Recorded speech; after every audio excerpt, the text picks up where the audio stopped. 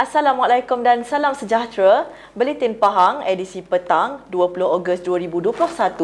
Saya Jana Kamur Zaman bersama anda dalam Buletin Pahang. Kerajaan Pahang di bawah pimpinan Yang Amat Berhormat Menteri Besar sangat mengambil peduli isu berkaitan rakyat Pahang, terutamanya yang terjejas berikutan pandemik COVID-19. Pengerusi Jawatan Kuasa Pertanian, Industri Asas Tani dan Bioteknologi Negeri Pahang Yang Berhormat Datuk Seri IR Haji Muhammad Sofi Tan Sri Abdul Razak berkata, melalui pelbagai agensi yang ada, Yang Amat Berhormat Menteri Besar Pahang akan meneliti segala masalah yang dihadapi oleh rakyat untuk dibantu dengan sebaiknya. Dan Pahang buat pimpinan yang amat berdiri besar sentiasa berhati-hati. Ini semua ni sebenarnya kita laksanakan waktu yang isi nanti ini dilaksanakan ekoran daripada maklum balas daripada masyarakat. Sebab tu agensi-agensi jabatan-jabatan kerajaan sentiasa juga yang turun ke lapangan dan memberi maklum balas. Dan perkara ni telah boleh sampai ke pengetahuan yang amat besar dan dalam masyarakat ekspor kita memutuskan kita kini disampaikan dari semasa-semasa. Sebab tu kita tengok dia ada fasa-fasa yang kita laksanakan. Ini semua ekoran daripada keprihatinan kita untuk ada keluh kesah, rintihan daripada kumpulan yang terkesan ni tadi. Kita melihat bahawa perlunya kita tampil untuk bersama-sama dengan mereka. Beliau berkata demikian kepada Unit Komunikasi dan Media Pahang UKOM selepas Majlis Penyerahan Peruntukan Khas Yang Amat Berhormat Menteri Besar Pahang dan Bantuan Prihatin Pahang BBP 2021 secara pandu lalu di Masjid Sultan Haji Ahmad Shah di Bentong. Sementara itu, beliau berkata pada majlis ini seramai 72 orang wakil pegawai masjid dan surau di daerah Bentong menerima inisiatif jubah.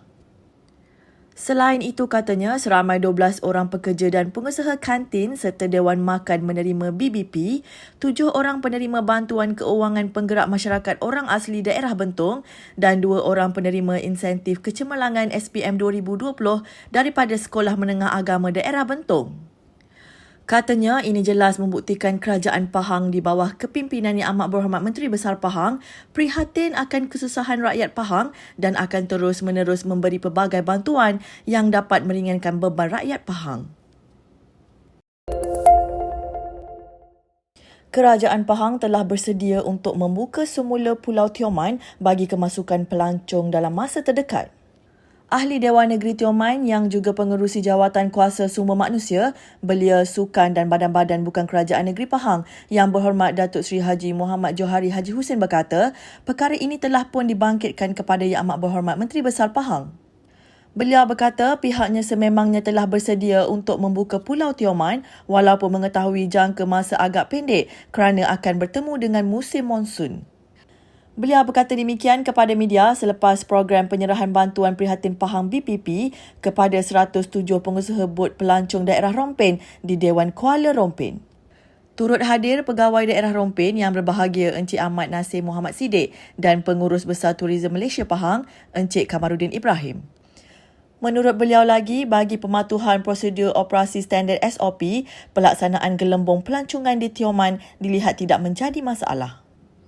Beliau juga melihat dari segi pematuhan SOP setakat ini, Pulau Tioman antara lokasi dan penduduk sangat patuh kepada SOP dan tidak ada masalah dari segi pematuhan SOP ini. Keprihatinan Jabatan Kebajikan Masyarakat JKM Pahang meliputi pelbagai bantuan dan keperluan orang ramai dari segala aspek terutama ketika negara masih lagi berdepan situasi pandemik COVID-19 pada ketika ini. Bukan sekadar memberi tumpuan terhadap penduduk terkesan pandemik ini, malah mangsa bencana alam turut diberi tumpuan bagi memastikan kebajikan mereka tetap terjaga. Menerusi bantuan segera yang diwujudkan oleh JKM ini membolehkan pelbagai bantuan dapat disalurkan segera kepada penerima sebelum bantuan lain menyusul.